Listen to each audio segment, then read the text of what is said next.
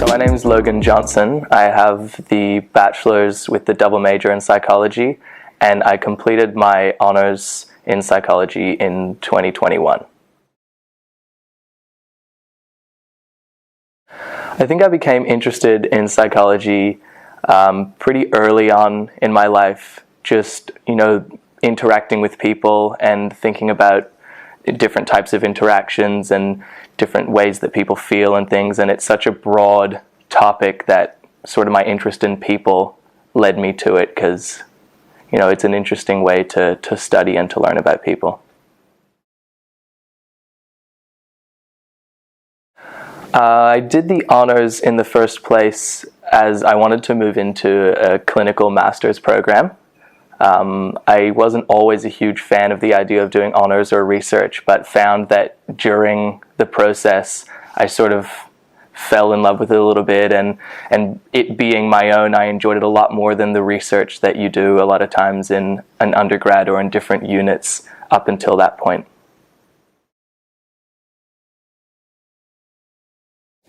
When I was selecting supervisors, I spent a lot of time reading everyone's profiles and their interests and their areas of research. And my supervisor, Tim Kurtz, had talked a lot about moral psychology, and I have another big interest in philosophy. And so I thought, I didn't know much about moral psychology, but I thought it'd be interesting to learn. And so I had put him high in my rankings and lucked out at the end. The biggest challenge I faced in my honors was how self-directed it was, which was a challenge at the start, but then, as you learn how to manage your time, becomes a little bit of a blessing. So there's very little checking up on you or anything like that. Everything is so self-determined, and so you get to work at your own pace, which can be both good and bad. So the first few months, I think, I struggled a little bit with getting used to how self-directed it all was.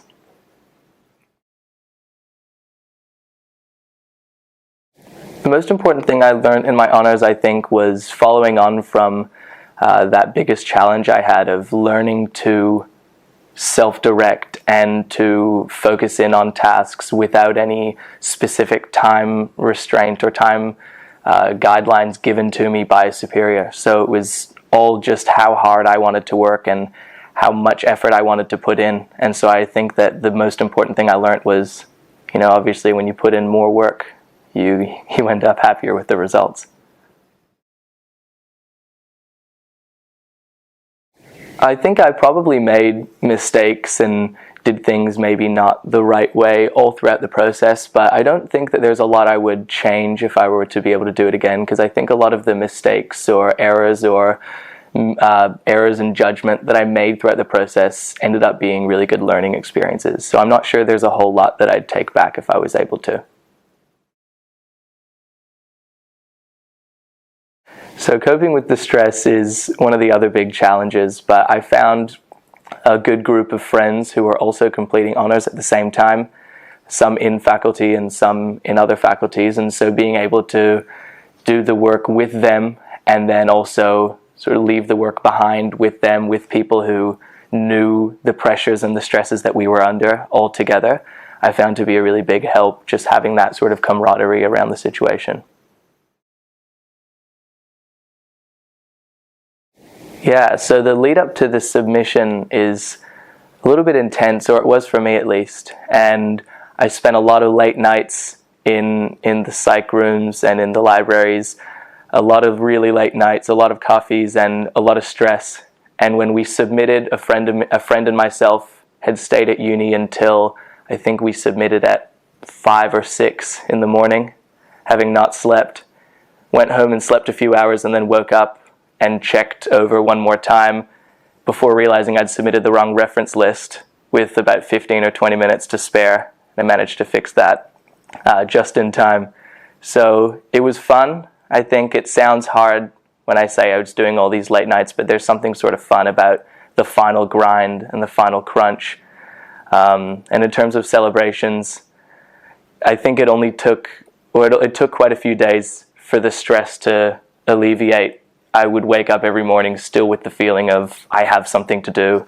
So I don't think I celebrated straight away, because even though the stressor was gone, the residual stress was still there for a little while. But it made the celebrating sweeter when we got to it eventually. I would give, for advice, just make the research your own. Pick a topic or a supervisor that you have interest in and really put in the work, especially earlier, because the more connection you have to this project, the easier it is to do the work. Sometimes it doesn't feel like work because you care so much and you want to know the answers. And so I'd say put that work in early so that you can really sort of bond with your project in a way.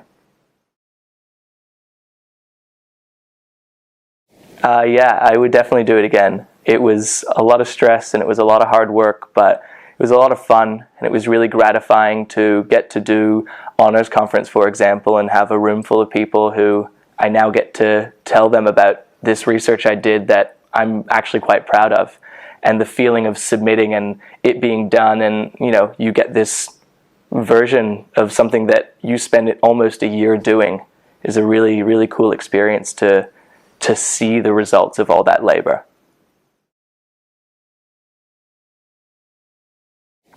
So ideally, in 5 years, I'd be most of the way through the clinical master's program, depending which program I did, with PhD included or not. But I hope that I'd be on my way at least to being fully registered as a clinical psychologist.